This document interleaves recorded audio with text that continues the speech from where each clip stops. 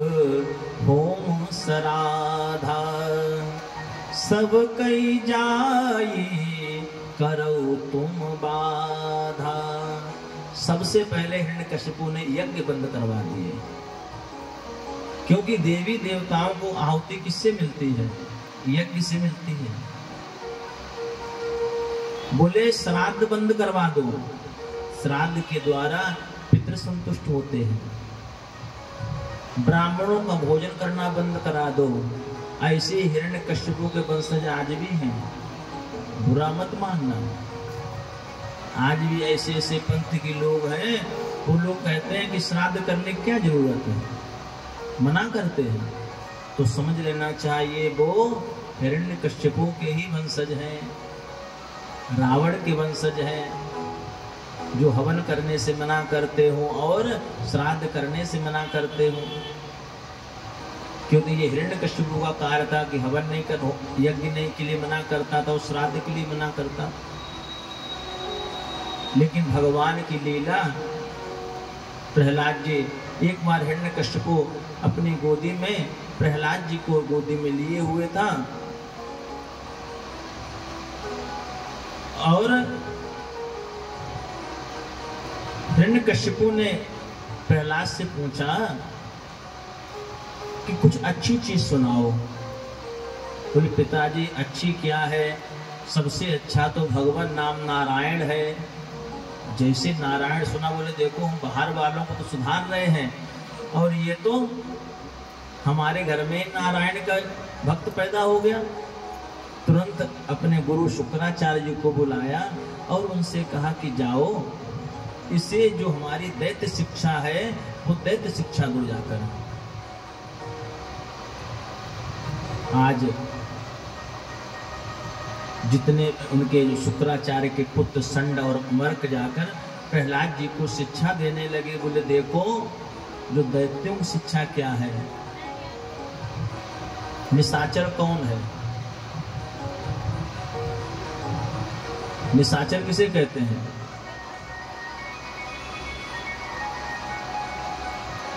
माँ नहीं माँ तो पिता नहीं देवा, और साधुन सन करबा वही सेवा, जिनकी यही आचरण भवानी, ते जाने हो निश्चर सब प्राणी। निशाचर वो है जो अपने माता पिता का कहना नहीं मानता और ब्राह्मणों से, अपने गुरु से, संतों से जो बैर भावना रखता है वही तो निशाचर है। और बोले निशाचर तुम्हें दया नहीं करनी है। जो निशाचर होते हैं उनके अंदर दया नहीं होती।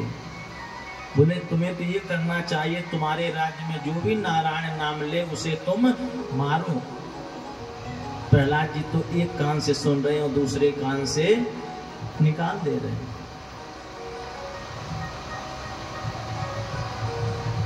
इधर प्रहलाद जी ने सोचा, एक बार घर पे गए,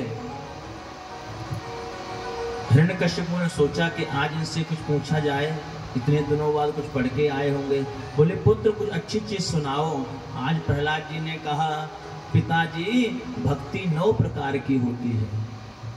श्रवणम कीर्तनम यस्य स्मरणम पाद सेवनम अर्चनम दर्शनम दास्यम आत्मनिवेदनम। 9 भक्ति बताई कि 9 प्रकार भक्ति होती है। प्रहलाद जी ने जब 9 भक्ति बताई, हिरण्यकशिपु बड़ा क्रोध आया, गोद में ले रखा तो वहीं से नीचे फेंक दिया और बोले जाओ इसे पहाड़ों से ऊपर नीचे गिरा दो। आज सैनिक ले गए और प्रहलाद जी को ऊपर से नीचे गिराया, लेकिन प्रहलाद जी को तो कुछ भी नहीं हुआ। सर्पों के आगे डाला गया, लेकिन सर्पों ने अपना पहले से ही विष छोड़ दिया। कयादू माँ से कहा, बोले तुम इसे स्वयं अपने हाथों से विष दो। कयादू माँ ने अपने हाथ से विष दिया, लेकिन वो तो चरणामृत समझ के प्रहलाद जी पी गए।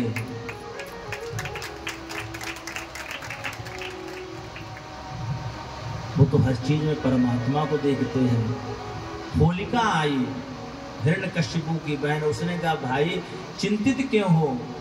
बोले चिंतित इसलिए है कि हमारे ही कुल में हमारे शत्रु का भक्त पैदा हो गया।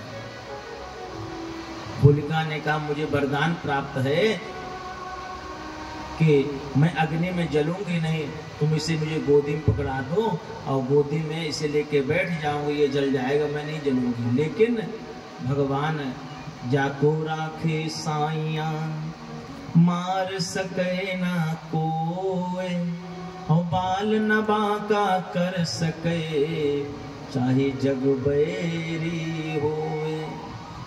जब भगवान बचाने वाले तो कोई मार सकता है? कोई नहीं मार सकता।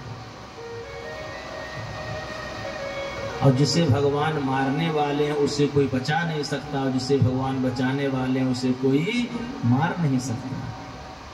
प्रहलाद जी का बाल बांका नहीं हुआ, होलिका स्वयं जल गई, लेकिन प्रहलाद जी तो वैसे ही नारायण नारायण करते हुए बाहर निकल आए। उसी समय शुक्राचार्य जी का आगमन हुआ। शुक्राचार्य जी ने कहा कि हमें एक मौका और दो इसे ठीक करने का। दोबारा अपने गुरुकुल ले गए और वहां पर फिर उन्हें दैत्य शिक्षा देने लगे, मारने काटने वाली। प्रहलाद जी सुनते थे, लेकिन कहा ना इस कान से सुन के उस कान से निकाल देते हैं। उनकी शिक्षा तो वही थी जो उनके गुरु नारद जी ने दी थी। इधर एक बार क्या हुआ,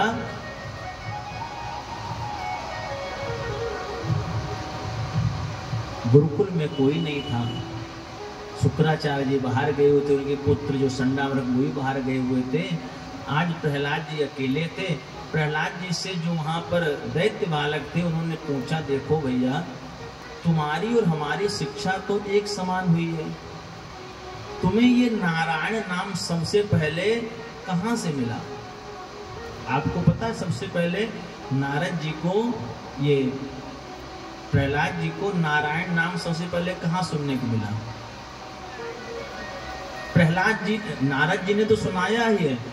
एक संत कह रहे थे, शायद अन्य पुराण में कथा होगी, कि जिस समय हिरण्यकश्यपु सबसे पहले तपस्या करने के लिए गया तो उस समय एक तोता आकर वहां बैठ गया, किसी कोई देवता ही था, और जहां वो तपस्या करने के लिए बैठा वहां वो नारायण नारायण करने लगा। क्या करने लगा? नारायण नारायण। और हिरण्यकश्यपु तपस्या करने के बोले आज तो अपशगुन हो गया, वो वापस आ गया। कयादू ने पूछा, बोले स्वामी आप तो तपस्या करने के लिए गए थे, वापस क्यों आ गए? बोले एक तोता था, मेरे शत्रु का नाम ले रहा था। बोले क्या नाम ले रहा था? बार बार पूछा। अब वो हिरण्यकश्यपु अपने मुख से नारायण कैसे ले, लेकिन धर्मपत्नी जिद वाली। बोले क्या नाम ले रहा था? बोले नारायण ले रहा था। क्या कहा? आज हिरण्यकश्यपु मुख से पहली बार नारायण निकला। दोपहर में जब वो खाना खाने के लिए बैठा तब पूछा, स्वामी आप तपस्या के, मुझे याद नहीं रहा कौन सा नाम लिया था? अरे बताया था नारायण नाम लिया था, इसीलिए वापस आ गए, तपस्या करने नहीं गए। शाम को शयन करते समय फिर पूछा, बोले स्वामी गलती हो गई, हम फिर नाम वो भूल गए जो आपने दोपहर में बताया था। कौन सा नाम था जिसके कारण आप वापस आ गए? बोले वो नारायण नाम था। तो सबसे पहले उस समय प्रहलाद जी गर्भ में ही थे, तो प्रहलाद जी ने सबसे पहले नारायण नाम अपने पिता के ही मुख से सुना था। ऐसे संत महापुरुष कहते हैं। और कयादू जी ने, वो जानते थे इस समय गर्भ में बालक है, तो सबसे पहले हिरण्यकश्यपु मुख से प्रहलाद जी ने सुना। और उसके बाद बताया कि हमारे जो गुरु जी हैं नारद जी हैं, उन दैत्य बालकों ने कहा कि भगवान की पूजा पाठ तो बुढ़ापे में की जाती है, जवानी में तो नहीं की जाती। जवानी में तो खूब मौज मस्ती करनी चाहिए। सही बात है ये?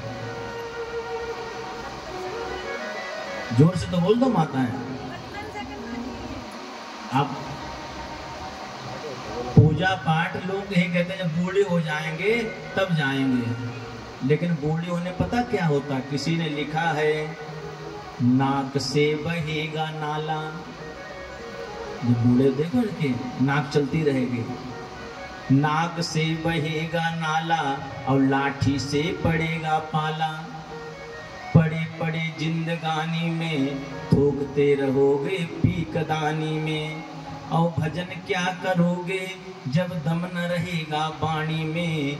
इसलिए भगवान का भजन करो जवानी में। जय जय श्री राधे। हमारे बीच मत कुछ सूचना भाई साहब देंगे।